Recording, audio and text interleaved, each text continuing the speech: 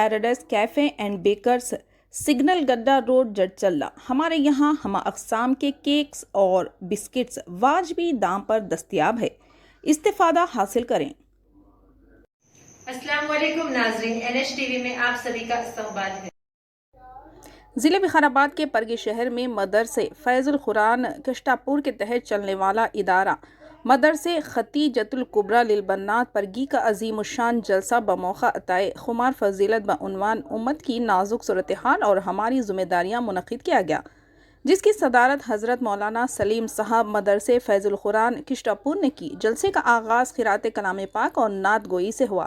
حضرت مولانا جعفر پاشا صاحب نے نوجوان بچوں اور بچیوں کو تیمم، وضو، غسل اور دیگر باتوں کی طرف توجہ دلائی، اور حضرت مولانا شاہ جمال الرحمن صاحب نے موجودہ دور میں لڑکے اور لڑکیوں اور نوجوان نسل کو ایمان و مذہب پر قائم رہنے کی طرف توجہ دلائی۔ مولانا ابو عبید صاحب نے حالات حاضرہ پر روشنی ڈالی، اور آخر میں حضرت مولانا طلحہ صاحب نقشبندی دامت برکاتہ نے اس بات کی طرف توجہ دلائی ہے کہ تمام گناہوں کی جڑ قلب کی خرابی کا ہونا ہے، اور دینی تعلیم کے ذریعے سے ہی قلب کو سنوارا جا سکتا ہے۔ ناظم جامعہ مولانا سلیم صاحب نے تمام معاونین اور مہمانوں کا شکریہ ادا کیا۔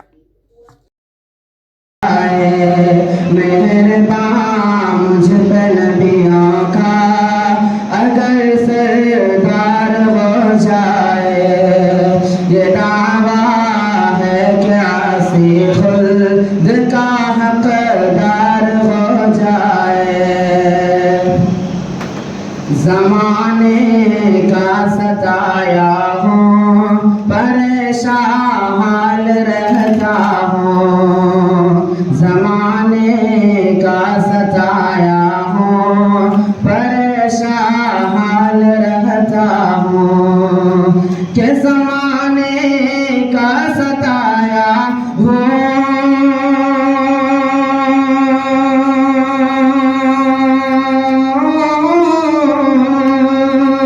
زمانے کا ستایا ہوں، پریشان حال رہتا ہوں، کرم کی ایک نظر مجھ پر میرے سرکار ہو جائے۔ کے افسانے سے پاسباں مل گئے کعبے کو صنم کھانے سے۔ اللہ کو کام لینا ہے تو اللہ تبارک و تعالیٰ عمر صاحب کو چنا، اور عمر صاحب کے ساتھ ساتھ اللہ نے ان کے تمام بیٹوں کو ایسی مصروفیات میں رکھ دیا کہ آج ماشاءاللہ پورا کشتاپور جانتا ہے، پوری پرگی جانتی ہے، اور یہ کام صرف اخلاص کی بنیاد پہ انہوں نے کیا، صرف اللہ کی محبت میں انہوں نے کیا۔ آپ کو مجھے کہتے ہوئے مجھے مسرت ہوتی ہے کہ آپ جب میں مولانا فاروق صاحب کا ذکر یہاں سن رہا تھا، آپ کو حیرت ہوگی، میں بھی ان کا شاگرد رہ چکا ہوں، میں حیرت مولانا کے بیان میں آپ غور کریں کہ جہاں سے ماشاءاللہ دین کا آغاز ہوا، اور دین کو جہاں سے سیکھا گیا، اور دین کو جہاں سیکھنے کے بعد اللہ نے وہ صلاحیت انہیں عطا فرمائی تھی کہ جامعہ اسلامیہ دارالخیرآباد جو حیدرآباد کا آج مشہور دینی درسگاہ ہے، اس درسگاہ میں مولانا نے اپنی خدمات انجام دیے، اور حضرت رحمت اللہ علیہ کے ساتھ، ہمارے برادرت کے ساتھ وہ اپنی دن رات مصروفیات اس مدرسے کو پروان چڑھانے میں لگائے، اور پھر اللہ نے آپ کو توفیق دی، اور مرحوم نے اللہ کے فضل سے اپنے مدرسے کا قیام میں لایا، اور آج آپ دیکھ رہے ہیں کہ ماشاءاللہ آج یہاں سے فضیلت کی ڈگریاں بچیاں لے کر جا رہے ہیں۔ مجھے مسرت ہوئی، اور یہ بھی سن کے حیرت ہوئی کہ آج ماشاءاللہ اس دور سے آپ کی بچیاں جو فارغ ہو رہی ہے وہ تقریباً 2 درجن سے زیادہ ہے، 2 درجن بچیاں ہیں۔ اسی لیے نبی رحمت حتمی مرتبت صلی اللہ علیہ وآلہ وسلم کا ایک ارشاد آج آپ کو سنایا گیا، جس میں نبی علیہ السلام نے ماں باپ دونوں پر ایک طرح کی ذمہ داری ڈالی ہے کہ بچوں کے زندگی کے رخ کو متعین کرنے میں ماں باپ کا ہاتھ ہوتا ہے. ہر بچہ ہر بچی فطرت اسلام پر پیدا ہوتی ہے، یعنی سچائی اور اچھائی اور حق کو قبول کرنے کی صلاحیت کے ساتھ پیدا ہوتی ہے. لیکن اس کے ماں باپ اسے جو رخ دیتے ہیں، اس زمانے میں 3 مذاہب تھے. ایک یہودیت، دوسرے نصرانیت، تیسرے مجوسیت. پیارے نبی علیہ السلام نے فرمایا فَأَبَوَاهُ يُحَوِّدَانِهِ، اس کے ماں باپ اسے یہودی بنا دیے. اس نے کہا تھا حظ گناہ میں جب گناہ تو کر چکا پھر کچھ نہیں، بس ذرا سی دیر کا تھا وہ مزہ، پھر کچھ نہیں.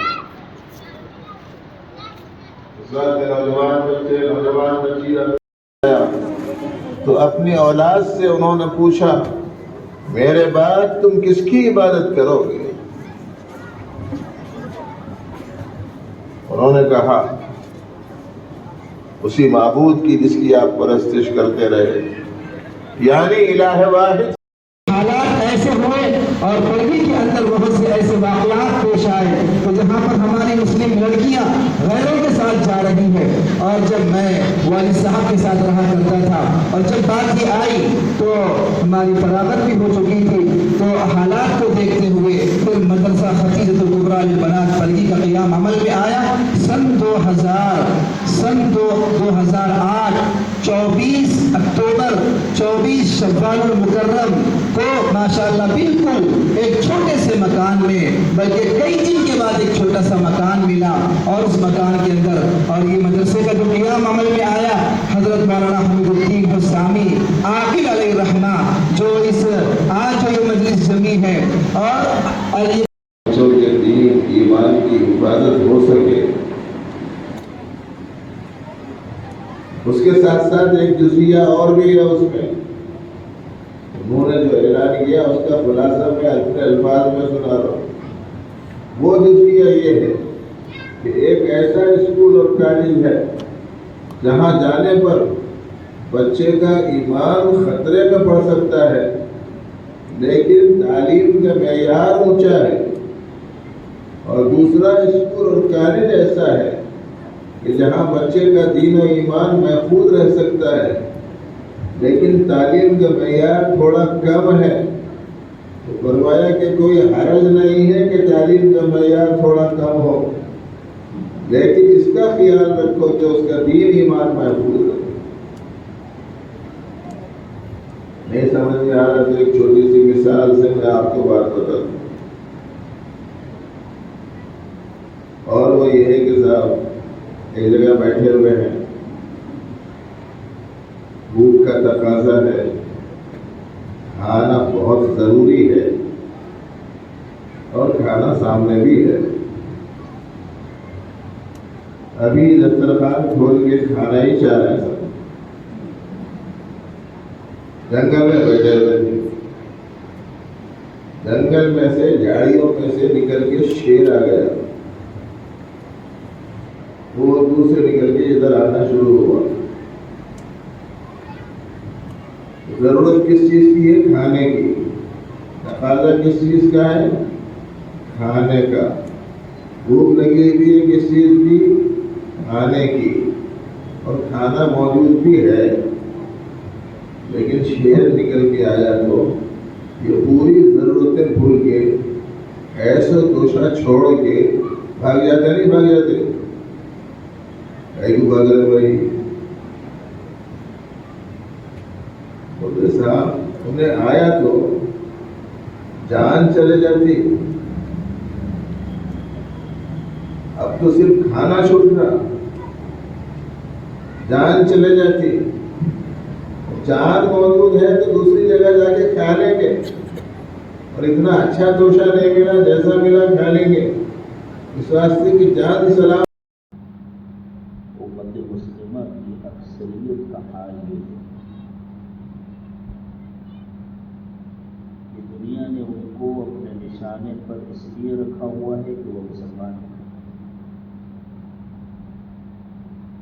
ہم سے دشمنیاں اسی لیے کی جاتی ہیں, ہماری مخالفت اس لیے کی جاتی ہے, ہم پر ظلم و ستم کے پہاڑ اسی لیے توڑے جاتے ہیں کہ ہم مسلمان ہیں. اور اللہ کی مدد سے ہم اس لیے محروم رہتے ہیں کہ ہم اب تک پورے مسلمان نہیں ہیں. دونوں طرف سے ہم اپنا نقصان کرتے ہیں. دنیا کا نقصان تو معمولی ہے, دیر تک باقی رہنے والا نہیں. خود دنیا ہی دیر تک باقی رہنے والی نہیں. لیکن پورا مسلمان نہ بن کر ہم اپنا جو حقیقی نقصان کر رہے ہیں وہ بہت خطرناک ہے. اس وقت اسی مسئلے پر غور کرنے کی ضرورت ہے کہ ہماری یہ صورتحال کیسے بدلے گی. ہمارے محترم مولانا سلیم صاحب کو اور ہمارے فاروق صاحب کے تمام صاحبزادوں کو اور خصوصاً ہمارے مولانا عبید صاحب کو کہ یہ ان کی جد و جہد ہے. یہ اپنے باوا جان کے کام کو لے کے پڑھنے کی ان کی جو طلب تھی, اللہ نے آج اللہ کے فضل و کرم سے آج ہمارے کو دکھایا ہے کہ کیسے مدرسے ترقی کرتے ہیں. یاد رکھو میرے بھائی, اپنے گھروں کی اصلاح کرنا ہے تو اپنے گھر سے کرو. ہم دوسروں کے گھروں کی اصلاح کی بات کرتے ہیں لیکن اپنے گھروں کی اصلاح کی بات نہیں کرتے. لیکن یہ گھر ایسا ہے جہاں اپنی اصلاح پہلے کیے اور اپنی اصلاح کرنے کے بعد, اپن علم حاصل کرنے کے بعد, اپن علم پر عمل کرنے کے بعد آپ کو دعوت دی گئی اور آپ کو یہ کہا گیا کہ آپ اپنی اولاد کو اس مدرسے میں لا کر پڑھائیے تاکہ آپ کے گھر میں بھی کوئی ایک بچہ تو ایسا ہو کہ آپ کی مغفرت کی دعا کر سکے. کوئی ایک بچہ تو ہو جو آپ کے لیے قرآن پڑھ سکے. کوئی ایک بچہ تو ہو جو اس گھر کی برکت کے لیے دعا کر سکے. آج افسوس ہوتا ہے, بہت زیادہ افسوس ہوتا ہے کہ آج ہم لوگوں نے دین کو سمجھنے کی کوشش ہی نہیں کی. ہم تو مسلمان تو ہو گئے لیکن مسلمان کے نام پر آج ہمارے کئی بچے چل جاتا. لیکن جب اللہ تعالیٰ رحمت کی بارش برساتے ہیں